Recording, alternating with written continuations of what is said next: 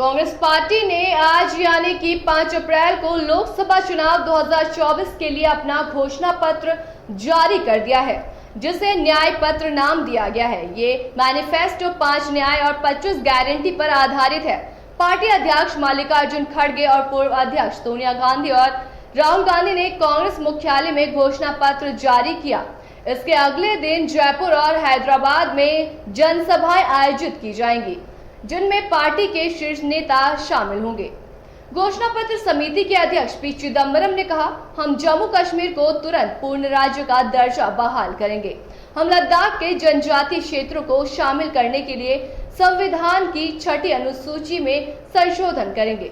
पाकिस्तान के साथ जुड़ाव मूल रूप से सीमा पर आतंकवाद को समाप्त करने की उनकी इच्छा और क्षमता पर निर्भर करता है। उन्होंने आगे कहा, कांग्रेस अग्निपथ योजना को खत्म कर देगी और सेना, नौसेना और वायुसेना द्वारा अपनाई जाने वाली सामान्य भर्ती प्रक्रियाओं पर लौट आएगी, जो हमारे सैनिकों के लिए आर्थिक और सामाजिक सुरक्षा की गारंटी देगी। पी चिदम्बरम ने आगे कहा, लद्दाख में चीनी घुसपैठ और 2020 में गलवान झड़प ने दशकों में भारतीय राष्ट्रीय सुरक्षा के लिए सबसे बड़ा झटका दिया। 19 जून 2020 को पीएम नरेंद्र मोदी ने चीन को क्लीन चिट दे दी, जिससे हमारी बातचीत की स्थिति काफी कमजोर हो गई। 21 दौर की सैन्य स्तरीय वार्ता के बावजूद चीनी सैनिकों ने भारतीय क्षेत्र पर कब्जा करना जारी रखा है और भारतीय बलों को पूर्वी लद्दाख में 2000 वर्ग किलोमीटर के क्षेत्र के बराबर 65 गश्त बिंदु में से 26 तक पहुंच से वंचित कर दिया। डोकलाम में चीनी निर्माण से सिलीगुड़ी कॉरिडोर को खतरा है, जो पूर्वोत्तर भारत को देश के बाकी हिस्सों से जोड़ता है।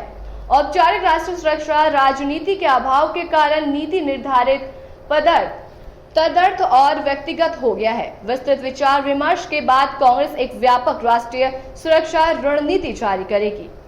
उन्होंने आगे कहा, रक्षा मंत्री का परिचालन निर्देश सशस्त्र बलों की युद्ध योजना को निर्धारित करता है। यूपीए सरकार ने आखिरी निर्देश 2019 में जारी किया था। हमारी मौजूदा 2 मोर्चों की चुनौती से निपटने के लिए कांग्रेस एक नया ऑपरेशनल निर्देश लाएगी।